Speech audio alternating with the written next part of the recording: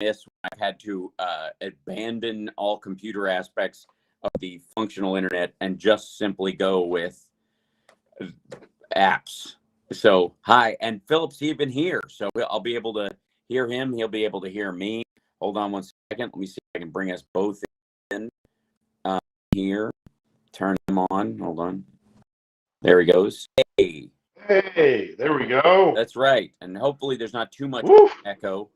Yeah, it's crazy this morning. I don't know what the deal is. There's some sort of basically every internet page I have on my desktop keeps reloading nonstop, which means the software I use is constantly checking against its server, and it's just panicking and freaking out. So it's very specific to what's going on, but that's all right. We'll make it. We'll be all right. So, well, I don't have an awful lot of time, unfortunately, but I can come back on Friday.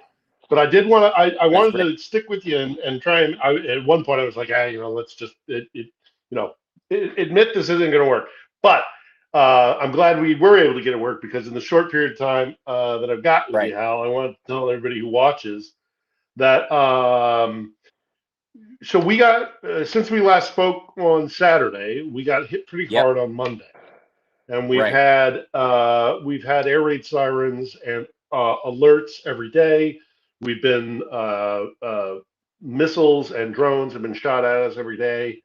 Air defense has been very good, but not as good as we anticipate it will need to be, because they're going to get more and more ammunition, missiles and drones and stuff from Iran, clearly. So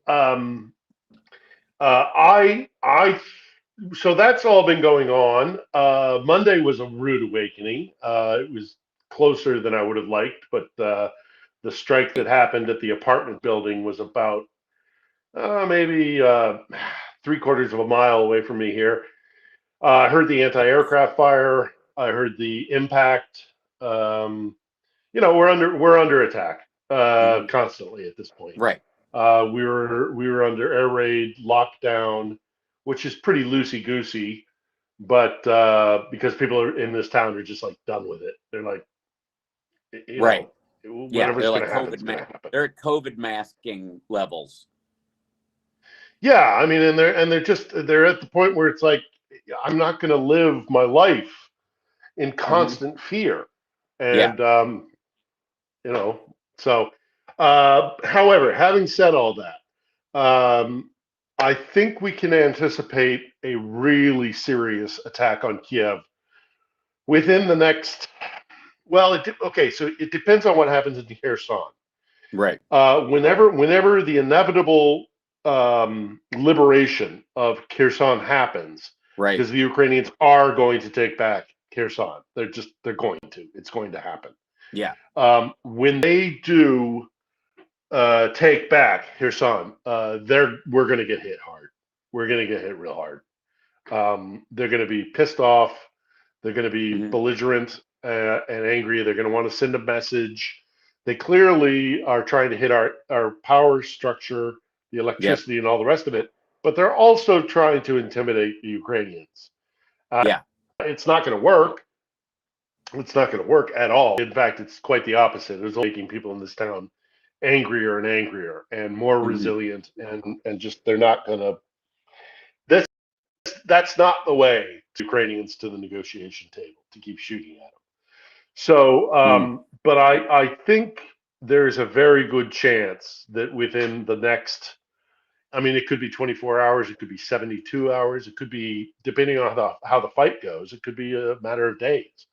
Right. But eventually when Kherson falls, I'll be stunned if we don't get absolutely pelted. It's part of being here. Yeah, there's a couple of things of just logistically that I don't doubt the people he's putting in charge are all about punishing the citizens of Ukraine. That's to be clear, that in the messaging, bitching about it on those shows for a while. Why aren't we just wiping them off the face? So they're not above, nor are they're bidding for it. They're excited for the idea of attacking civilians. infrastructure. The problem I think they're running in, the munitions that they have are good for random, relatively untargeted destruction, and not that great at actual precision attacks, which they would need for the battlefield. So that's why, in response to Kherson, instead of firing on where they now know, they're just going to fire on other parts of the country. There's also the point that they're trying. You're right. You're absolutely right about all of that. But in addition to that, they do have a strategic target that they're trying to hit, and that's their electrical grid. They want us to go through a very difficult winter. They don't want hot water. They don't want electricity.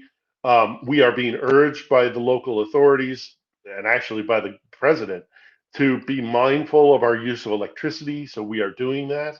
The streets at night are completely blacked out. I mean, it's eerie. I've got some photographs that I should tweet out from last night, and it's just pitch black on Krishachik, which is that main street, which I've shown you many times, and it's normally bustling. But last night it was pitch dark. I mean, it was just I have blacked out all of my windows. I'm only using a light currently for the camera. And then when we're done, I'll switch that off and just have one little light in my apartment. We're all having to do stuff like this. This is what it's like to live in Kiev right now.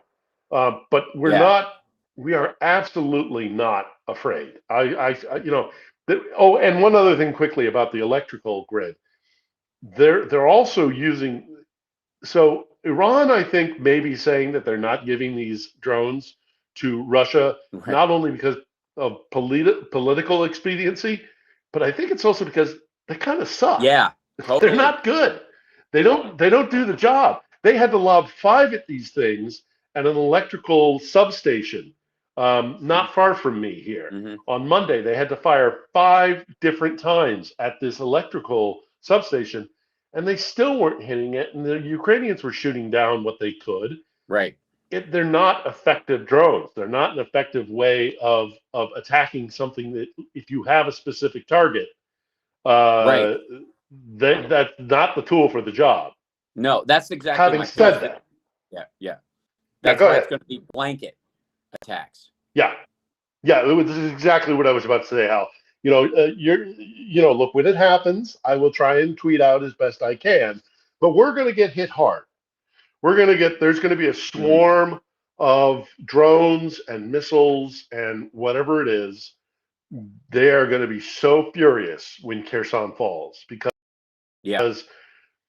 there's a lot to Kherson that means an awful Crimea lot. Is next.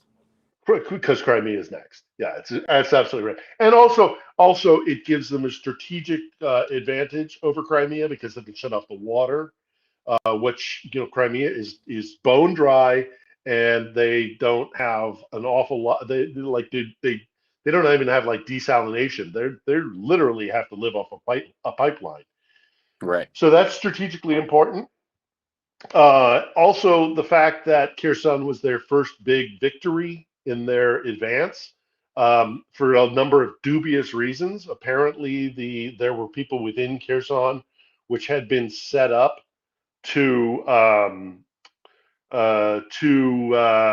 shall I say to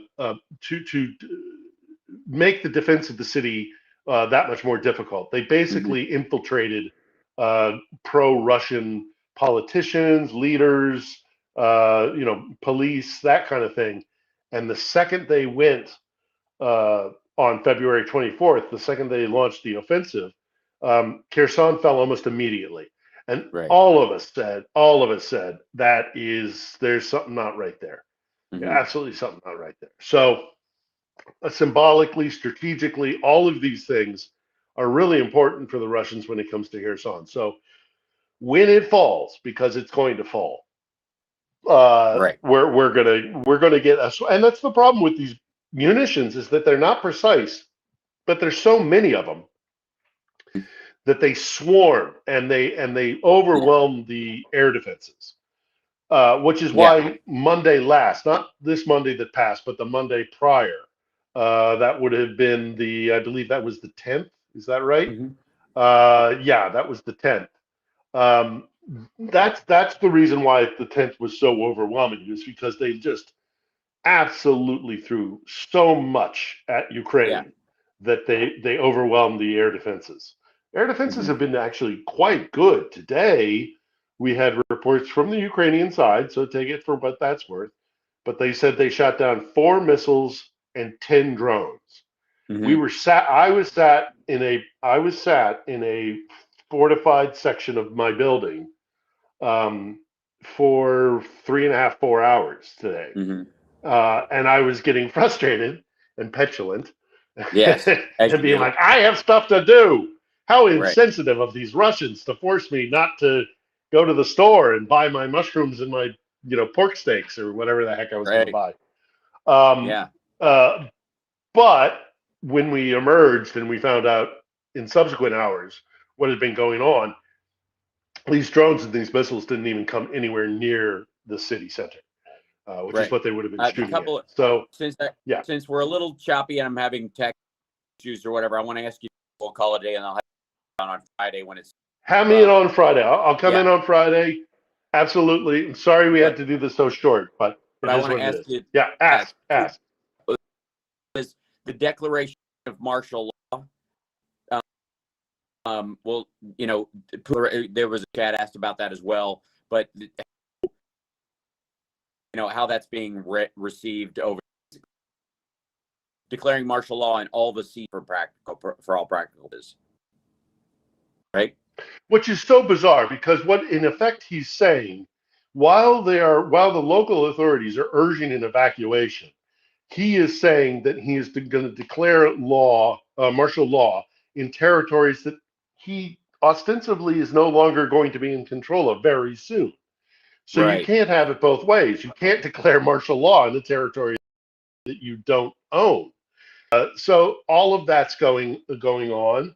The Mhm. martial law thing is reprehensible because under that blanket, I'm sure he'll know, how to punish people, how to send messages to, this is what the Russians are going to do. Somebody is Right. asking, why is Israel not doing more? The problem Israel faces a number of problems. Hmm. But not least of those problems is the fact that there is a massive there's an immigrant population of Russians in Yes. Israel that are very powerful and very wealthy. The Yep. oligarchs, the Russian Jewish oligarchs. That what happened. I'm not going to go into the whole history. We don't have at the time. But at the fall of the Soviet Union, one of the ways that Russians were able to get out of the Soviet Union was if they were of Jewish ancestry, they Yep. could immigrate to Israel. So they were getting out as the Soviet Union was collapsing and the writing was on the wall. And so now they have 30 plus years of entrenchment within Israel. So the Knesset, I mean, you walk down the streets of Jerusalem or Tel Aviv, Jerusalem in particular, uh, and you hear as much Russian being spoke as you used to hear English and Hebrew. So they are a very powerful lobby within Israel. Right. So the Israelis do not want to tick off their own population. Which is weird with In that it, new alignment with Iran and Russia. I mean, that's got to be a yeah, weird political Gordian knot between those folks too. That I'm sure the State Department has lots of roundtables about trying to figure that yeah. shit out. Well, in addition to that, it was interesting when I saw the statement from the Israeli Minister of Defense. He's, and I don't want to read too much into this, but I know how these things work. When you Right. put out a communique like that, you pick your words very Yes, you do. carefully. And so what the Yep. minister said was, "We will not sell weapons to Ukraine." Hmm. That gives them wiggle room. That gives them Oh yeah. wiggle room. Lend So they lease could out just the ass. Oh Right. yeah, no. Right. Suddenly.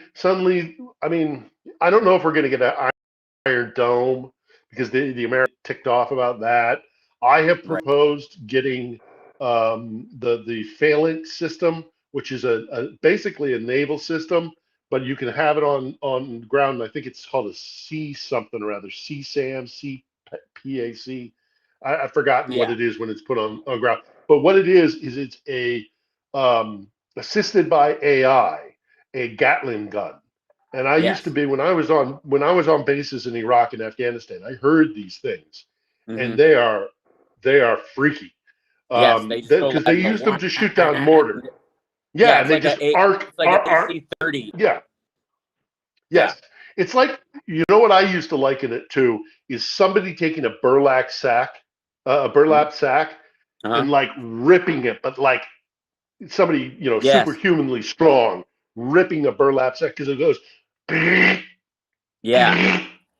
and I mean, thank God we have them. Because I would have been hit by mortars more time than I was in Iraq without Mhm. these things. But I'm sure that they could be used to take out um, certainly the drones. Right. But you know, I don't think that we will give them I don't think the Americans will give the Patriot system, and I don't think the Israelis will give Iron Dome because there's just too much sensitive technology in those things. Right. But there's a lot of tools in the toolbox of both the Israelis and the Americans. Agreed. And The last, look, yeah, it's gonna. Yeah, no, go ahead. the Sorry. last question I want to ask you about is this uh, the story in Quebec. Now, I don't know if you've been following this, the Anna Vishishin thing. I just want to get your take on this guy, Valery Terashenko, who was in Quebec.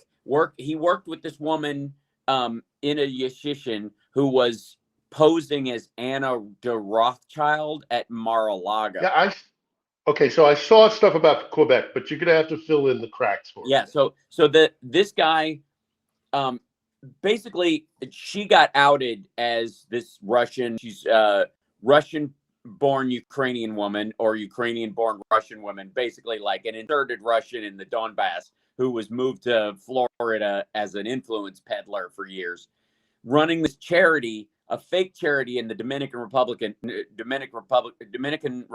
for helping sick kids and orphans and blah blah blah. Just like the woman who met with the Trump crowd to try to get the Magnitsky Act taken down. Remember Yep. that shit? Okay. Yep. So this woman dresses up and calls herself Anna de Rothschild. She rents a $170,000 car. She Okay. has Yes.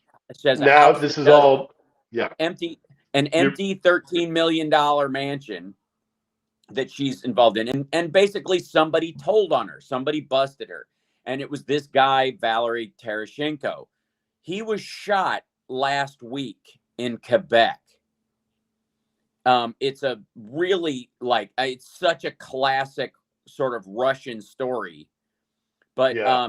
he was, I want to say, outside a hotel or but he was the guy who effectively you know outed her. He effectively he told on her, and it didn't take long. That story was out for like 3 weeks, and then this dude got. Now they didn't kill him.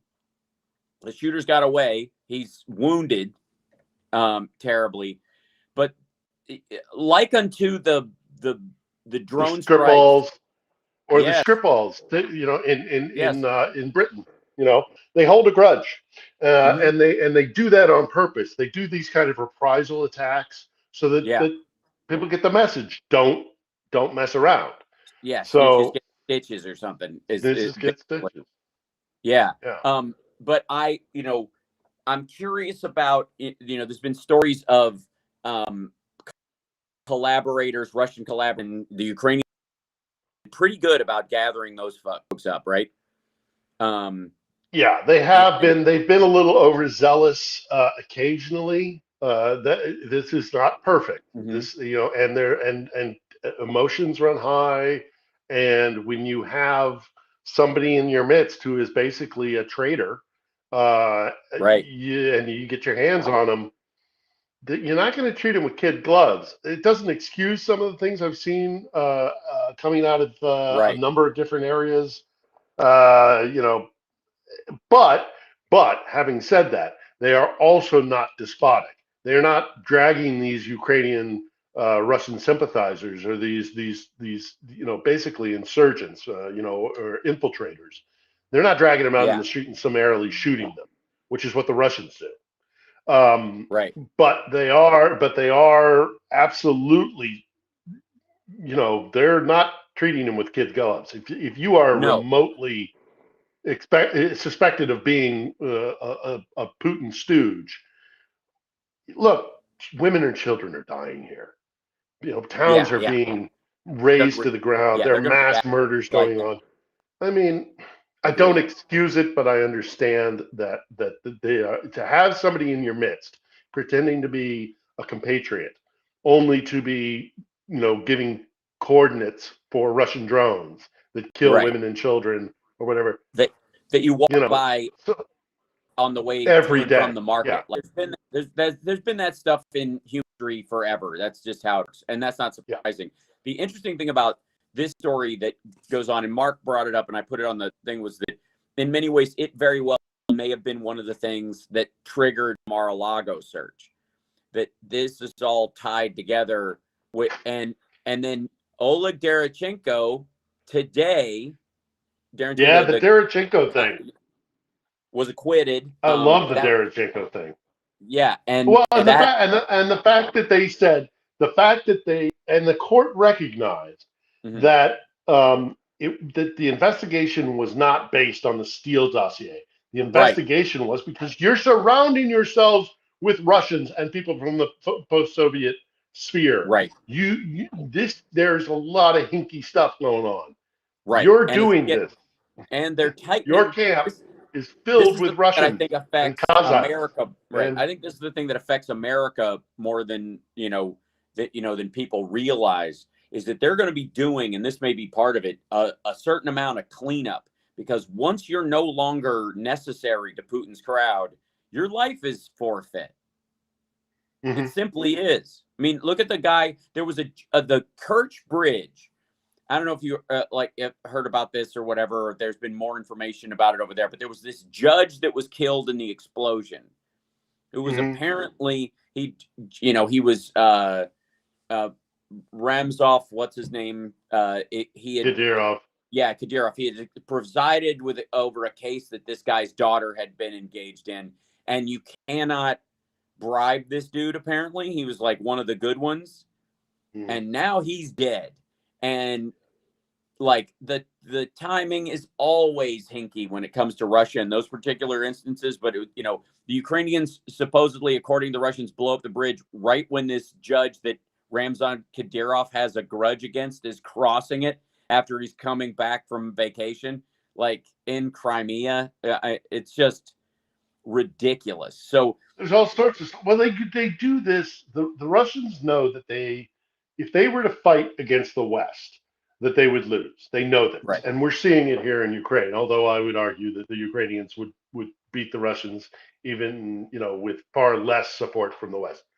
I'm not Mhm. saying no support. I'm just saying that Yes. the Ukrainian will is pretty high. Well, yeah. Uh, but uh, they punch above their weight because of their spy system. I Mhm. have spoken to so many different guys that work in intelligence, whether it's military intelligence or spooks basically. Right. um, and I have spoken to so many of them who say, no matter where you are in the world, whatever capital city, or I mean, not some rinky dink village in the middle of nowhere, but if you go to a capital city in some backwater country, there's still going to be a guy there from, well, what was the KGB, now the FSB, or there's going to be a honey trap, or there's going to be, Right. because that's how they knowing that they can't beat the West and NATO in particular, and America in particular, on the battlefield. They decided a long time ago, and actually there's a long history that goes way back into centuries, of them being really good at espionage. And Mm-hmm. they just simply are. I mean, credit where credit's due. They're very good at espionage. Well, it's because So, the key to and that is so not much of giving a this, shit. yeah, and also having flexible worlds. Yes. Uh, the when this gets worse, and it will for Russia. And when the writing is on the wall for Putin, I would not be, I think you're absolutely right, Hal. I would not be terribly surprised if you get a lot of these guys marching up to U.S. embassies, knocking on, or British embassies or French or whatever, and knocking on the door and saying, if you guys don't take me in, I'll tell you everything I know. Yep. But if you don't take me in, they're going to kill me because I know too much. And, exactly. and when the regime changes, I think a lot of people are hoping that when the collapse of Russia, when the collapse of Putin happens, that there will be a shift in Russian, procedures and how they comport themselves and that sort. I don't think that's going to happen at all. I'm not saying it's going to be a hawk that's worse than Putin in terms of that, because I think the Russians are going to go, well, that didn't work. We have to try something else. Sure. So fascism, this kind of Putinist fascist model doesn't work, but they're still going to be Russian, and there's the legacy will continue, and also, as I kind of make my way to the door here, uh, they are always going to look at America as an enemy. We should have anticipated that in the fall of the Soviet Union. We could have been better. We could have not sent so many carpetbaggers. We could have done a Marshall Plan for a post, Soviet sphere.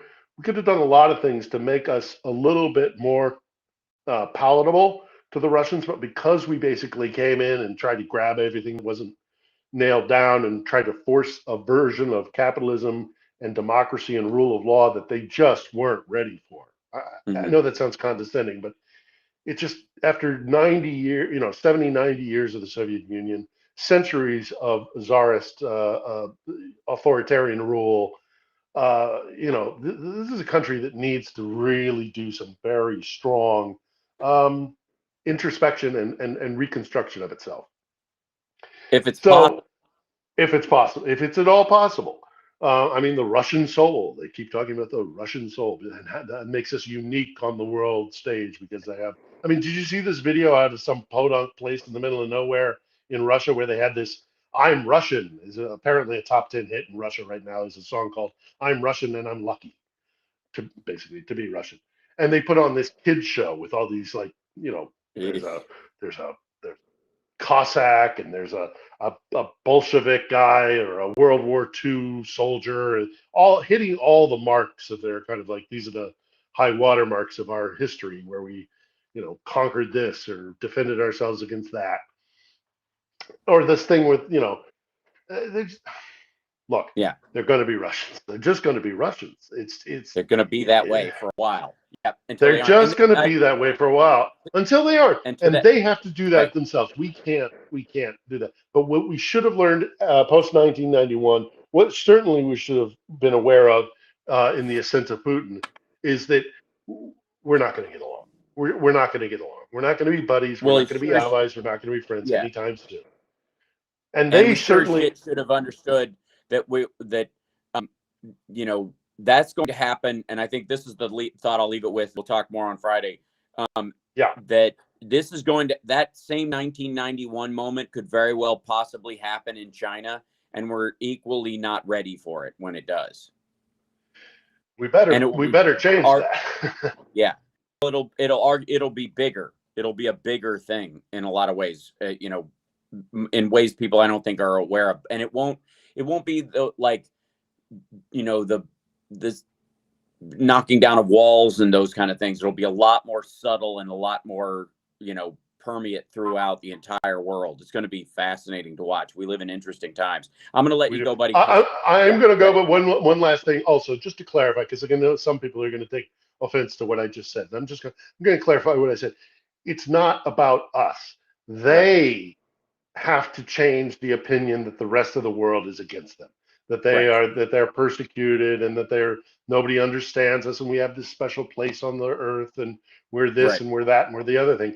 It's not inherent. We have a part to play. It takes two to tango. We have, we have to deal with it with a lot more smarts than we did in 91. But ultimately, it's going to have to be the Russians themselves who realize that we live in the 21st century and not the 19th or the 18th. Right. So, and we're not going to be able to talk I will. into I'm it so because I have to sorry talk we to had all Donna. the tech. I'm so sorry we had all the tech problems. It happens. What are you going to do? Yep. Shoot me a line. Let me know when you want me on Yep. Friday, and We'll we'll have it go up into and stuff running on more in Friday. depth.